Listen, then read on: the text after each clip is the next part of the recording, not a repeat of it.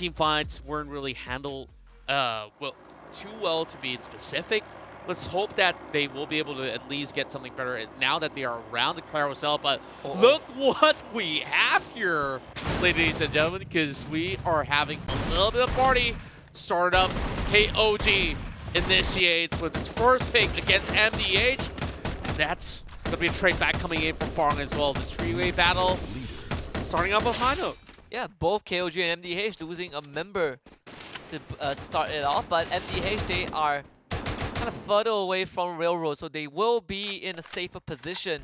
Can't say the same for KOG though. Hawkeye, in the meantime, losing one of their members to MDH of all teams. Kind of a four-way fight to start things off, but Nuke is kind of trapped in this low position, and he gets spotted out, I believe, by Shomai, who is going to run across the building. See this 1 versus 1. Nuke doesn't have any medkits to work with though, so has to rely on the campfire. Stuck by the containers, Osaka doesn't seem like he has much of a way out, but it seems like even Axis does give him a little bit of a leeway while we see Rav dealing with the other amount of players coming in from Devil United. Farang off to such a stellar start. But then again, it's not really a clear-cut answer yet. Rav! My goodness! How many kills have you gotten in the span of this minute itself? I think the last few kills has been Raph, even towards the end of last round. Finally woken up. I mean, Raph really wants to qualify for the finals because that's, you know, he's actually the first and only import that we have so far for Malaysian Free Fire team. So you definitely want to qualify, go back to Jakarta, go back to homeland to play in front of your home crowd. That journey, you know, still very far away, unfortunately, for Axis and Raph. You can see that he is putting in the work. MDH very, very split up with one another. Don't cry. I think he has been spotted out by Farang. Yeah, but for the time being, they won't be able to strike him down just yet. Well, they know that he's positioned into the center of nowhere, so don't cry. We'll still have to cuddle inside of the train for the time being. Well, Temple does let him go, so maybe he didn't really see that for most part. Nuke's going to join right in. So MDH does have a slight chance over taking his win against Farang while Bayat's getting tagged up. Two Bat's going to go in for a chase as well. After being brought in, he jumps into the other time turner instead. Two Bat goes out for that trade, but Nuke will still secure one in return. And that is a very easy one for Nuke as well. MDH, despite a very chaotic start, finds themselves having 4 points already. All of these were isolated kills. Very, very important kills if you are an MDH player, considering that you're not too far away from making it, from kind of cashing back up to first raiders, and especially when you're slipping further and further away. One of the things that MDH, I think their team manager did talk about in an interview is when push comes to shove, when it's crunch time, they do show up. So now we want to see them show up. This is crunch time. Indeed, and you see like every single round that they've been playing, we see a lot more progression coming in for today. Of course, they did have a little bit of slump, as you mentioned, on these couple of other days that they've been playing out, but it's all about who ends up in the finish line, and this is definitely the perfect time. Speaking of which, Mando is having a little bit of leverage with that distance as well as the time turner, but Bayat still giving him a little bit more pressure as he's only got trees to work around with. So not really the best of position. He's thankful that at least Farang doesn't have a stack of 4. Therefore, Bayat is also treading with caution. He himself also does not have much to work with, but Farang is doing a very important job, and that is to prevent MDH from stepping foot on the revival point to bring the rest of the team back. Good news for MDH is that they actually still have one more member who is out on the loose, and they were able to revive one of their fallen members elsewhere. So even if this 2 goes down, MDH would still be in the game. So that is the best possible news. In fact, it seems like MDH want to connect with their own teammates. Don't cry able to snipe by it. Farang is the one that suffers. Wow, great tag team action coming from Don't Cry as well as Nuke.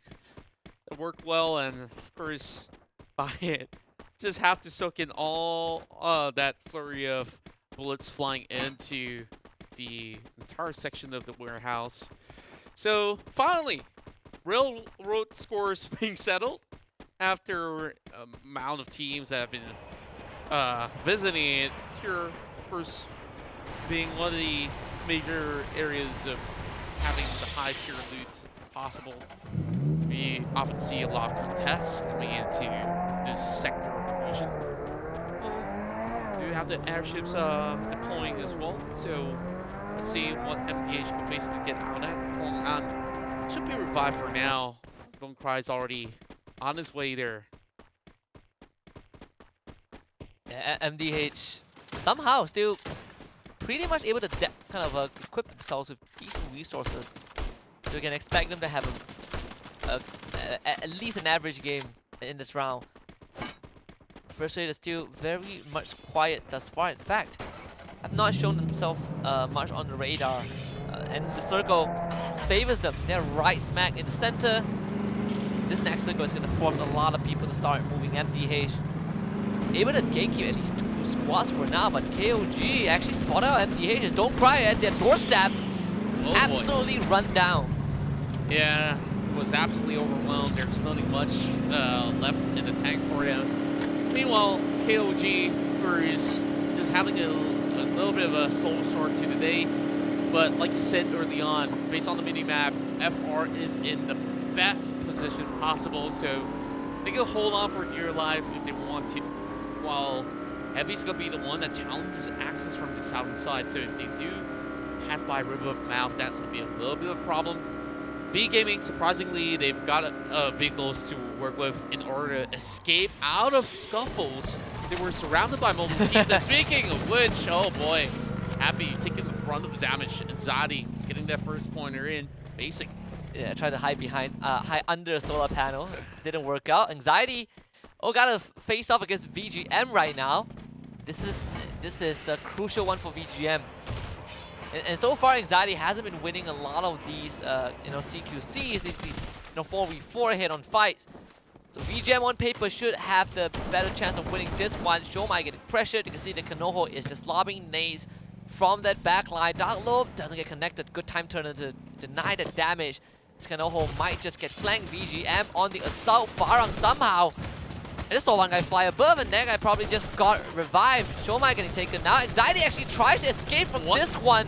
Kanoho just tries to drive the monster's truck away. No intention to contest VGM, and this might just be an easy wipeout for VGM, and it will be. Oh, goodness gracious. And speak of a wipeout, here comes the Tigers though. Sem9, they're also hoping to eliminate V Gaming overall. And they just got off with some takedowns over onto Anxiety, and now they're getting panic attacks of their own, especially without much being left in the tank. ZOP just charging right in. They've already found the first pick in the form of Bun. All of them hiding under their panels, waiting to trade right back. Not fast enough. Bingsu goes down. ZOP gets the strike, and they still continue on chase. What a mid-air strike! Perfect shot onto VGM. And Vantan drops on top of Nuke as well. This is a 1 versus 1 between these two. If Vantan wins this one, it's going to be good. Honestly, whoever wins this one will feel good because they are direct competitors on the leaderboard. Campfire drop down. Nuke tries to regain some health. Gets swung from behind. Actually loses that one. Vantan wins. MDH still has one more guy left alive, but VGM lives to fight another day. My goodness, what a close battle that was. And it boils down to this tight area underneath the bridge where they're only relying on the shotguns, and we see a couple of whips as well. Man, it would have made a huge difference if they do connect another shot. While KOG, at least they are a little bit more settled, knowing that their competitors are wiping themselves out overall. Yeah, and MDH has been wiped out. VGM revived, I believe, two of the fallen members, so kind of back to square one. They hit the reset button. Circle moving down south a bit. First Raiders actually can gatekeep multiple teams. this is a good chance for them to further extend the lead for themselves, because even if VGN revive the members, they actually don't have much to work with. And Heavy has sustained heavy damage down to this Buffalo. Yeah, I'm uncertain how he could basically get to that revive point. It's all absolutely guarded off, especially now Axis is in that perfect center location. Meanwhile, Spade, he does get a little bit more of a leeway here. He wants to eventually get all the Sem9 members back up. I mean, even for Farang, they could opt to do so as well. Now ZenOP will seek him out. Unfortunately, he's hiding in quite the obvious area, I would say. Nowhere else for him to go. Farang now also spread out as well. Jemma getting hunted down by first Raiders. Just an easy swing from Darko for that one. Ah, man. This is why you gotta check every single corner. Darklaw, though, having great awareness overall. Now, like you said, the gatekeeping comes into effect. And even with the UAV zone, does get the rest of the Sem9 members being spotted out. Devil United trying to cut across the bridge, expand, trying to stop them on their tracks, though. Farang finishes on 10th place, and they didn't even seem that they've gotten much action while V-Gaming continues to farm off those numbers. Devil United continues on with the trade. This time, they finally bring one member down out of expand. Yeah, Devil just going in for the rush. Attempting to brute force a true expand so far. Not looking too good for themselves though. Expand able to get BAMs as well. Too fast with the grenade launcher doing the work. And Dewa United not only are split from one another, they also are starting to lose a lot of grounds. Rain not able to provide assistance. Has his vision blocked off by that glue wall. But thankfully for Renz, he was able to down too fast. He's looking to go for the finisher, but the glue wall fell a bit too fast. Axel actually gets the kind of tagged by the shotgun. Rain keeping it alive for Dewa United. But he's gonna get outnumbered pretty soon. It's all down to him. Expand taking down to the blue zone, but the inhalers keeping the members of Expand just barely alive. All of them in the red. Can Rain do more? Tag shot down. Rain still wasting time around here, just making sure that he stays alive. But Roy is looking for the finisher. He's gonna find it.